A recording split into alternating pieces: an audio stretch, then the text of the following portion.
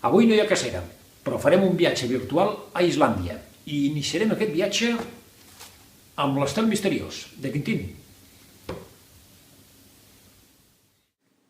Què bo quan el capità Haddock i companyia s'apropen a les costes de Kureiri, al nord d'Islàndia. I què en diuen de Jules Verne i el seu viatge al centre de la Terra? Els herois volen penetrar pel cràter de los Nèfels, aquí veiem precisament el moment en què comencen l'escalada infernal, i vés a saber per on sortiran. Així que un dels meus somnis era veure les Nèfels cara a cara. Així que me'n vaig a Islàndia. Des de la finestra de l'hotel ja es podia veure les Nèfels. Bé, als contraforts, perquè estava gairebé tot tapat per boira. Per sort, però, al cap d'una estoneta la boira se'n va i es presenta majestuós les Nèfels, ben carregat de neu.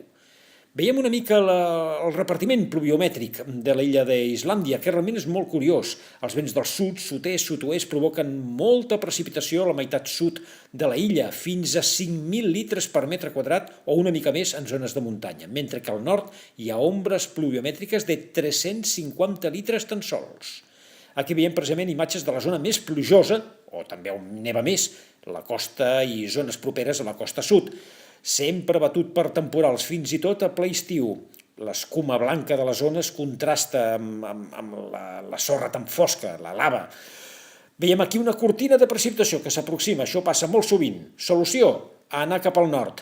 I ràpidament les cortines de precipitació queden retingudes a les muntanyes i a poc el cel comença a descobrir un tipus de núvols típic d'efecte Fenn, altocúmuls lenticulars. Podem continuar parlant de meravelles i meravelles d'Islàndia. Són moltíssimes cascades, géisers, volcans, temporals, etc. Però acabarem responent a la pregunta que ens fèiem al principi. Els herois de Viatge al centre de la Terra de Jules Verne van entrar per les Nèfels. Per on van sortir?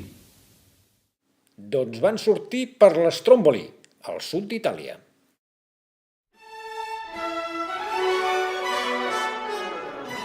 La previsió, a veure, tant de bo puguem anunciar pluges. Bé, portem bones notícies, i és que a partir del cap de setmana tindrem ja més dinamisme a l'atmosfera, aquestes masses d'aires tan càlides i estables tenen tendència a retirar-se, anem a pams. De moment, veiem el mapa previst per demà divendres, com encara estarem sota el radi d'acció de masses d'aire càlides del nord d'Àfrica, estabilitat en conjunt, tot i que a la tarda ja pot aparèixer algun ruixat del Pirineu, poca cosa, i les temperatures fins i tot podrien pujar una mica respecte a les d'avui.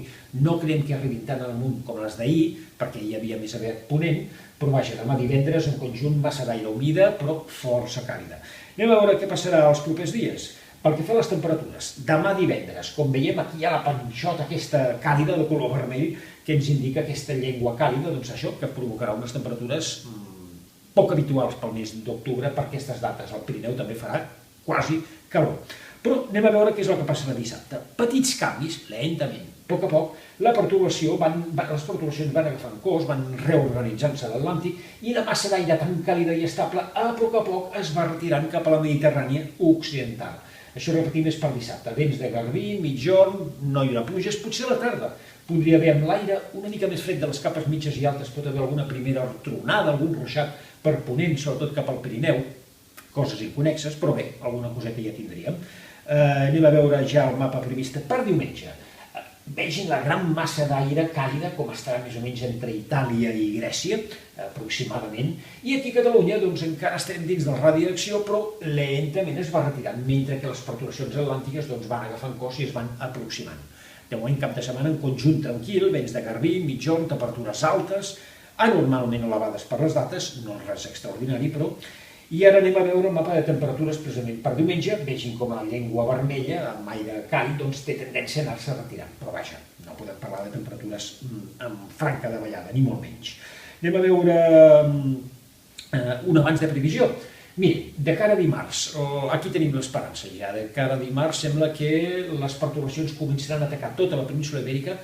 Els últims models que hem mirat sembla que la perturbació de dimarts se l'estan enfortint cada cop més, a veure si demà i demà passat continuen en aquesta línia, i dimarts ja tenim una primera regada una mica maca. No ho sabem. Pinta ja una miqueta bé, res de temporal de pluges, però almenys trencarem la inèrcia, la massa d'aire càlida que es retira, i els vents primer del sud, per això plouria primer, i després de ponent, poca pluja en ponent, però bé, almenys trenquem ja la dinàmica dels últims dies. Vegin també, pel que fa a precipitacions, com dimarts plouria a moltes zones de la península ibèrica. Aquesta perturbació és la que pot obrir les portes, una que hi hauria a darrere, aquesta d'aquí, que estaria baixant molt de latitud i que té bona pinta. Però clar, queden tants dies, en fi, no podem encara assegurar res. Vaja, que al cap de setmana podem començar a fruir ja de paisatges com aquest, de tardor. Les temperatures tan elevades no ajuden a que els arbres de fulla caduca canviïn de color, però vaja, en alguns llocs ja es comença a observar. A veure si els canvis de temps comencen sobretot a partir ja de dilluns al vespre, dimarts de la setmana vinent. Adéu-siau.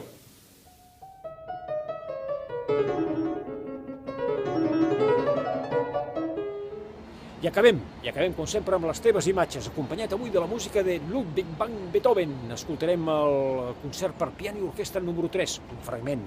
Gaudirem doncs de la música de Beethoven i de les teves imatges. Res més, mira, justament ara comencen a caure algunes gotetes. Petit canvi de temps, esperem la setmana vinent anunciar-ne de força més importants. Res més, tota la meteo ja ho sabeu, a picó.cat. Adéu-siau.